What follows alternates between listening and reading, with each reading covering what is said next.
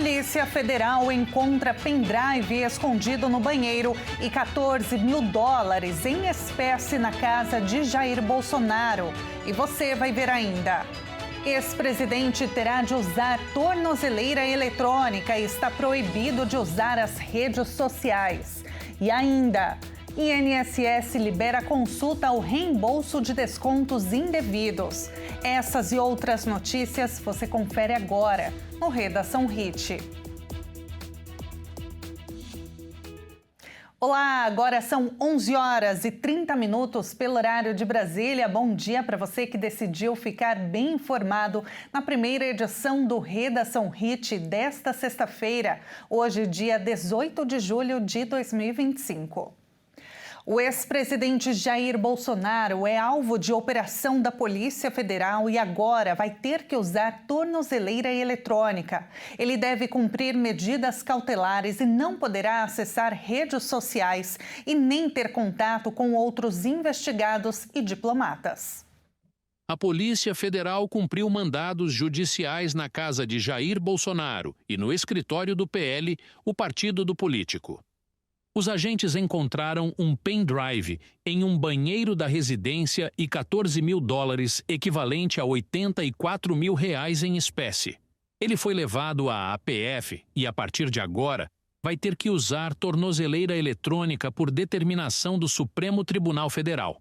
O ex-presidente também vai ter que cumprir recolhimento domiciliar noturno, das 7 da noite às 7 horas da manhã, inclusive nos fins de semana, e não pode se comunicar com embaixadores e diplomatas estrangeiros, nem se aproximar de embaixadas. Os ministros da Corte Suprema já desconfiavam e tiveram indícios de que Bolsonaro se preparava para fugir do Brasil, pedindo asilo político a Donald Trump nos Estados Unidos.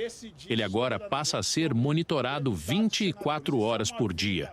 As medidas cautelares vêm na esteira da crise que o presidente norte-americano abriu contra o Brasil, impondo taxas de 50% ao país e colocando entre as condições para que elas não sejam aplicadas o fim da ação penal contra Bolsonaro, que Trump chama de perseguição. O governo Trump também ameaça aplicar sanções ao ministro do STF, Alexandre de Moraes, relator da ação penal em que Bolsonaro é acusado de tentar dar um golpe no Brasil. Bolsonaro foi acusado pela Procuradoria-Geral da República de praticar os crimes de tentativa de abolição violenta do Estado Democrático de Direito e de golpe de Estado, de dano qualificado pela violência e grave ameaça contra patrimônio da União, deterioração de patrimônio tombado e participação em uma organização criminosa. Em nota, os advogados do ex-presidente disseram que receberam com surpresa e indignação a imposição de medidas cautelares severas contra ele e que só vão se manifestar após conhecer a decisão judicial. E o ministro do Supremo, Alexandre de Moraes, disse que Bolsonaro confessou extorsão contra a justiça brasileira. O ex-presidente, por outro lado, se diz humilhado. Ao impor medidas restritivas a Jair Bolsonaro, Alexandre de Moraes afirmou que o ex-presidente confessou uma tentativa de extorsão contra a justiça brasileira ao condicionar o fim do tarifaço de Donald Trump à própria anistia. Ou seja, a ameaça estaria diretamente ligada à obtenção de vantagem. Moraes diz que a ação estimulou a atuação do governo dos Estados Unidos contra autoridades brasileiras, como parte de uma estratégia para pressionar o Supremo obstruir o inquérito do golpe. As ações se intensificaram após a Procuradoria-Geral da República entregar as alegações finais e pedir a condenação de Bolsonaro no inquérito da tentativa de golpe.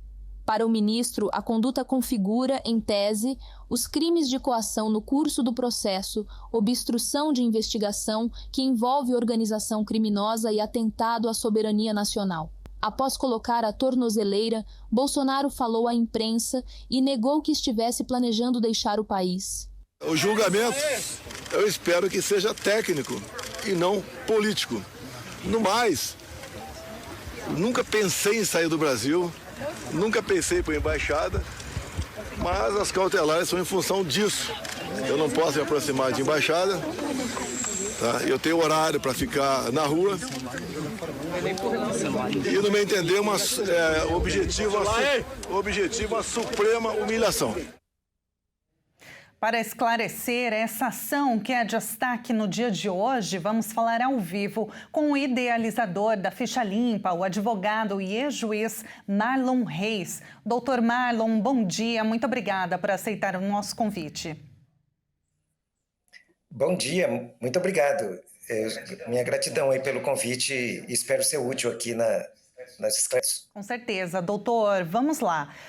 Entre as determinações impostas pelo STF, pelo ministro Alexandre de Moraes, que a PF está cumprindo nesta manhã, estão o uso de tornozeleira eletrônica, como a gente acompanhou nas reportagens anteriores, proibição do uso de redes sociais, proibição também de sair de casa entre as 7 horas da noite e as 7 horas da manhã. Entre outras determinações, Bolsonaro também está proibido de se comunicar com diplomatas ou embaixadores, frequentar embaixadas ou se comunicar com outros réus investigados pelo Supremo, o que inclui o seu filho Eduardo Bolsonaro, licenciado nos Estados Unidos. Agora, doutor, o PL, o partido do ex-presidente, disse que considera essa medida desproporcional, sobretudo pela ausência de qualquer resistência ou negativa por parte do presidente Bolsonaro em colaborar com todos os órgãos de investigação. O senhor, como que o senhor analisa essas medidas impostas hoje e cumpridas, então, pela PF? O que o PL disse que é desproporcional, que o ex-presidente ele tem colaborado com tudo, é real? O senhor valida essa afirmação do partido? De modo algum. O fato é que o ex-presidente Jair Bolsonaro preenche todos os requisitos para a decretação da prisão preventiva. Na verdade, houve muita sorte da defesa de não ter sido determinada a prisão do ex-presidente. Porque, do ponto de vista técnico, os atos que ele tem praticado sistematicamente e em público representam uma afronta à soberania do Brasil e também à independência dos poderes, no sentido de que a soberania ela reclama também que os poderes constituídos sejam respeitados. No momento em que ele próprio, confessadamente, patrocina a ida do filho dele, para os Estados Unidos, para lá engendrar uma série de medidas contra o Brasil, contra o empresariado brasileiro, contra os empregos no Brasil, contra a economia do Brasil, apenas para, como disse o próprio presidente Donald Trump, exigir que a liberdade, exigir que não haja punição para Jair Bolsonaro, então isso é de uma gravidade da qual eu nunca ouvi falar. A lei expressamente prevê que se alguém tenta praticar coação no curso do processo, se alguém tenta, de alguma maneira, intimidar uma autoridade do judiciário com a finalidade de buscar a não aplicação da lei penal, isso autoriza de imediato a decretação da prisão preventiva. Então ele teve sorte de não estar preso já. Também eu faço questão de dizer que eu li a decisão do ministro Alexandre de Moraes e eu acho que a única curiosidade que eu tenho é por que no final não está a decretação da prisão, porque todos os argumentos que ele utiliza levam para a decretação da prisão, mas ele decide, ele pondera, e eu não estou dizendo que ele está errado, ele, por razões institucionais, decide apenas aplicar medidas alternativas à prisão preventiva, medidas cautelares. Agiu corretamente, mas, repito, nada impede que a qualquer momento Jair Bolsonaro seja preso. Elementos para isso já estão mais do que suficientes nos autos. O senhor acredita que Moraes não determinou essa prisão preventiva, então, para que não gere ainda mais uma crise institucional? Eu acho que ele faz isso para demonstrar o quão ponderado tem sido o Poder Judiciário, para não parecer que se trata de uma reação política às palavras do presidente Trump. Seria como se nivelar por baixo, que o pronunciamento do presidente Trump foi muito infeliz de tentar interferir nas instituições democráticas brasileiras. Veja que ao impor tarifas contra o Brasil para tentar a impunidade de um aliado político seu, ele utiliza contra a economia, contra o bem-estar econômico do país, contra empresários que têm longas relações de amizade com os Estados Unidos, contra os empregados dessas empresas que comercializam com os Estados Unidos há décadas, há muitas décadas. Ao fazer isso, visando atingir a impunidade, ou seja, visando diminuir a capacidade de ação da Procuradoria-Geral da República e do Supremo Tribunal Federal, ele rebaixou muito o nível das relações. Então, eu acho que o ministro Alexandre agiu corretamente ao não, entre aspas, topar a briga, né? Seria muito desastroso até se fizesse, porque ficaria parecendo que se trata de uma reação política às palavras do Donald Trump, e não de uma atuação jurídica.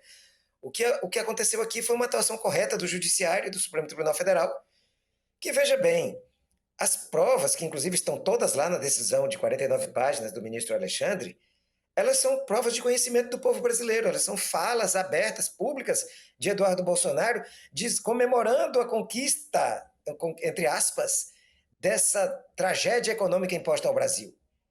E que foi imposta, como disse o próprio presidente Trump, para cobrar do Brasil impunidade para Bolsonaro. Então, depois ele diz que se isso não for suficiente, ele continuará nos Estados Unidos para pedir mais medidas. Também medidas contra o próprio relator Alexandre de Moraes. Então, esses elementos realmente são muito mais do que suficientes para o que aconteceu de ontem para hoje. Na decisão, né, doutor, o ministro ele cita diversos posts de Bolsonaro, de seu filho Eduardo também, como o senhor mencionou, que estimulam, que celebram a aplicação das tarifas de 50% aos produtos brasileiros, né? Posts publicados, compartilhados com frequência, reiteradamente. Eles são acusados pela PF do crime de atentado à soberania, além de coação no curso do processo e obstrução de justiça. Como se configura, doutor, esse crime de atentado à soberania? Qual que é a penalidade? Então, existem crimes autônomos em relação a isso, no sentido de que, por exemplo, a própria lei, o Código Penal, ele foi alterado durante o governo Bolsonaro e com a sanção, inclusive do próprio então presidente Bolsonaro, para estabelecer novas medidas sobre o que caracteriza o cometimento de crimes contra a ordem, o Estado brasileiro, a ordem democrática. E ali estão capitulados esses crimes com penas severas. Dentre eles, só para ter uma ideia, o somatório das condutas que estavam sendo antes que estão sendo julgadas já pelo Supremo contra Jair Bolsonaro, leva à possibilidade de aplicação de penas que chegam até 42 anos. Mas eu entendo que esses novos fatos caracterizam novos crimes contra a democracia brasileira, novos crimes contra o Estado brasileiro. Não é à toa que foi aberto um novo inquérito nas últimas semanas contra o Eduardo Bolsonaro, para apurar as condutas que ele estava tomando nos Estados Unidos. E esse inquérito foi instaurado antes mesmo de ele obter essa conquista, a conquista que ele celebrou de prejudicar duramente toda a economia brasileira. Então, o que já vinha chegando aí a possíveis 42 anos de prisão, eles podem estar sendo aumentados por conta da coparticipação de Jair Bolsonaro e Eduardo Bolsonaro nesse novo atentado à ordem democrática brasileira. Doutor, na operação foram apreendidos cerca de 14 mil dólares, equivalente a 84 mil reais, e também 8 mil reais em espécie, além de um pendrive escondido no banheiro da casa do ex-presidente. Quais são os próximos passos agora, a partir desse material apreendido? Esse material ele foi apreendido no curso de um inquérito, né, do inquérito contra Eduardo Bolsonaro, que é o que começou contra Eduardo Bolsonaro. Ele se alastrou para chegar ao próprio ex-presidente.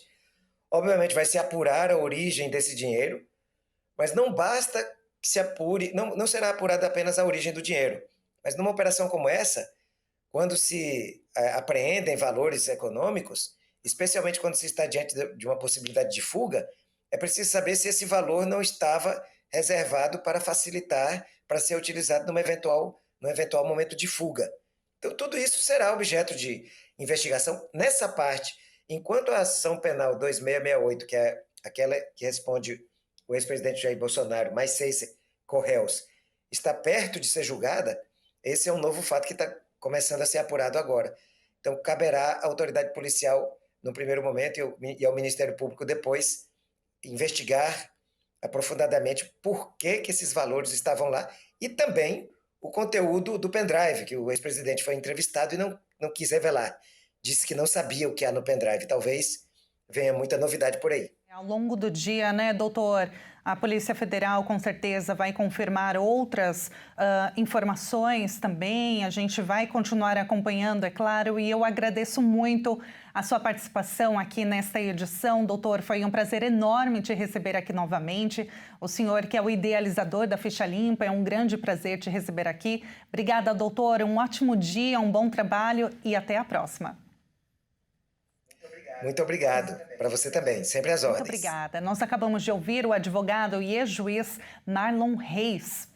E a seguir, você vai ver INSS libera consulta ao reembolso de descontos indevidos. E agora na sua tela, vamos ver o tempo na cidade de Monte Alegre, em Sergipe, 24 graus neste momento. Nós voltamos já.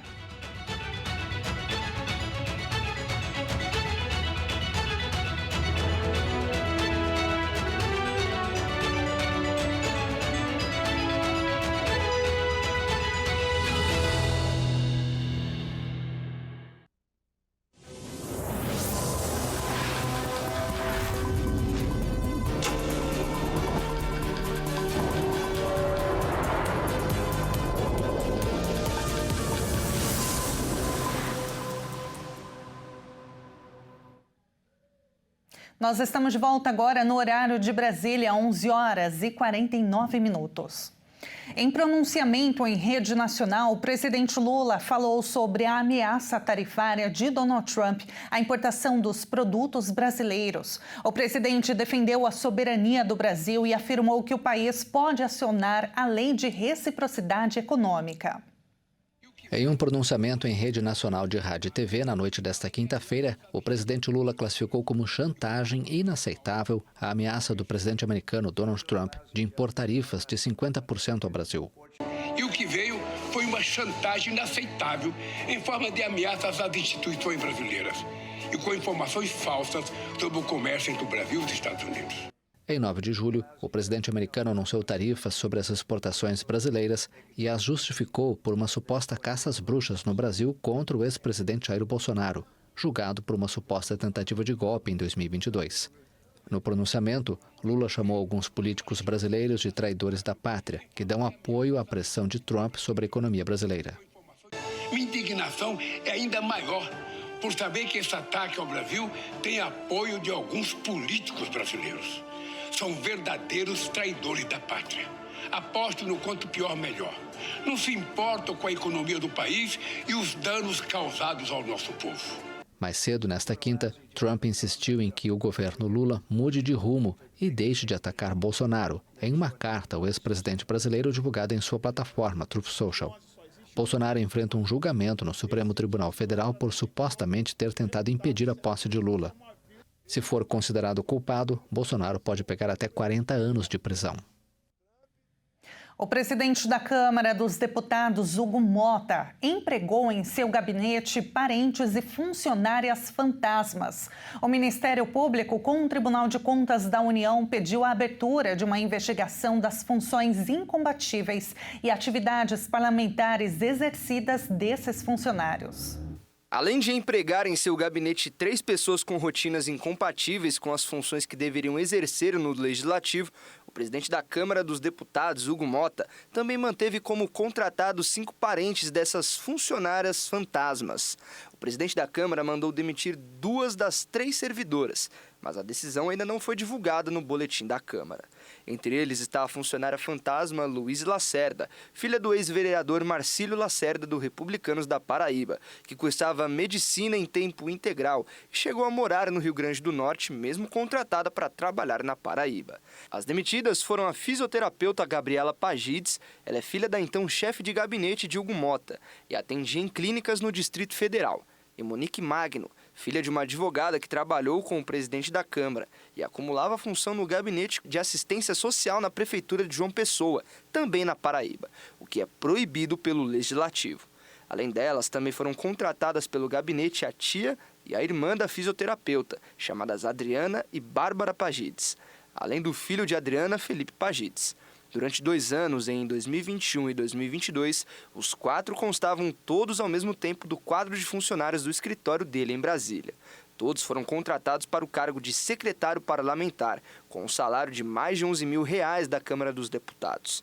A contratação de parentes para trabalharem no mesmo gabinete não é irregular pelas regras do Legislativo, exceto se forem familiares do próprio deputado. O Ministério Público, junto ao Tribunal de Contas da União, pediu que apure a contratação de funcionários fantasmas e o favorecimento de parentes de aliados no gabinete do presidente da Câmara, Hugo Mota. O subprocurador pede ainda que seja reconhecida a responsabilidade de todos os envolvidos, incluindo Hugo Mota como presidente da Câmara na condição de gestor maior da Casa Legislativa, pela má gestão dos recursos públicos e pela omissão na fiscalização das atividades nos servidores, por suposto crime e ato de improbidade administrativa na nomeação de 3 funcionários fantasmas em seu gabinete. A Câmara dos Deputados aprovou o crédito de R$30 bilhões para o agronegócio. Com 346 votos, os deputados aprovaram um crédito subsidiado de até R$30 bilhões destinado ao agronegócio, utilizando recursos do pré-sal. A votação foi marcada por um clima de tensão e descontentamento entre os parlamentares, especialmente após o veto do presidente Lula ao aumento do número de deputados. O projeto inicialmente tinha como foco o pequeno produtor rural, mas passou por alterações significativas e passou a contar com recursos do Fundo Social do Pré-Sal para refinanciar as dívidas do setor agrícola, com a condição de que os juros sejam subsidiados. O líder do governo na Câmara, José Guimarães, manifestou sua insatisfação com a Frente Parlamentar da Agropecuária e criticou a aprovação de um projeto que aumenta as despesas da União. O INSS liberou a consulta ao valor do reembolso dos descontos indevidos a aposentados e pensionistas, aliás. Quem teve desconto associativo não autorizado entre 2020 e 2025 vai começar a receber na próxima quinta-feira. A consulta ao extrato de pagamento pode ser feita pelo site e aplicativo Meu INSS. Para isso, basta acessar e colocar a senha do gov.br, clicar em Consultar descontos de entidades associativas e extrato de pagamento para checar o valor. A consulta também pode ser feita presencialmente nas agências dos Correios. O pagamento deve começar no próximo dia 24, com depósitos diários para 100 mil pessoas a cada dia, diretamente na conta do beneficiário.